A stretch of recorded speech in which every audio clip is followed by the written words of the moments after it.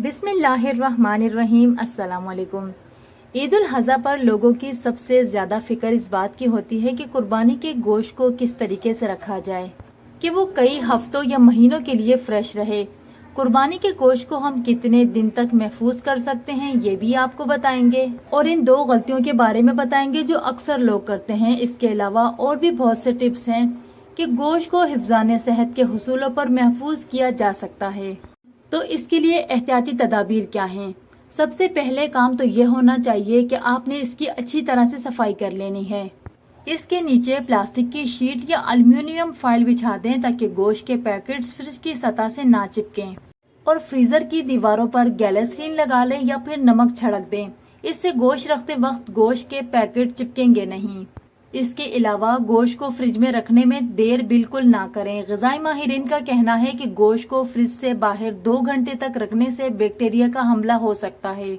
गोश्त के मुकाबले दालें ज्यादा अरसे तक इसलिए महफूज रह सकती हैं क्योंकि इनमें पानी या तो कम होता है या फिर नहीं होता। गोश्त में 90% पानी होता है। बेहतर यही है कि गोश्त को कपड़े से खुश्क कर लें और फिर फ्रिज में प्लास्टिक की थैलियों को अच्छी तरह से बंद करके रख लें। अब सवाल यह है कि गोश्त को कितने अरसे तक महफूज रखा जा सकता है। ग़िज़ाई माहिरीन का कहना है कि 2 से 2.5 महीने तक फ्रिज या फ्रीजर में गोश्त रखा जा सकता है। इसी तरह फ्रिज की दर्जा हरारत को बार बार कम या ज्यादा करने से गुरेज करें, इससे गोश्त की सेहत मुतासिर होती है। गोश्त फ्रीजर में रखने से कबल इनके पैकेट्स बनाने जरूरी होते हैं, यानी सबसे पहले तो जरूरी है कि गोश्त हवा से बचे, यानी प्लास्टिक के जिप बैग इस्तेमाल करें। अगर ऐसा मुमकिन ना हो तो प्लास्टिक का व्हाइट कलर का शॉपर ले लें।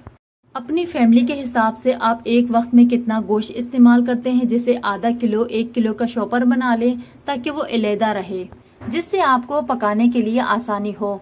अक्सर ऐसा होता है कि हम इकट्ठा गोश्त को फ्रीजर में रख देते हैं, जिससे हमारा वक्त ज़ाया हो सकता है और गोश्त खराब होने का खदशा हो सकता है। गोश्त को पिघलाने के लिए खूब सारे नमक वाले पानी में रख दें, इससे गोश्त जल्दी गलेगा भी और गोश्त में जो लगा हुआ खून है वो भी साफ हो जाएगा। कुर्बानी के दौरान सबसे अहम और तवज्जो तलब बात यह है कि कुर्बानी के गोश्त को अखबार के कागज में लपेटकर तकसीम ना करें, क्योंकि ये इंसानी सेहत के लिए इंतहाई खतरनाक है।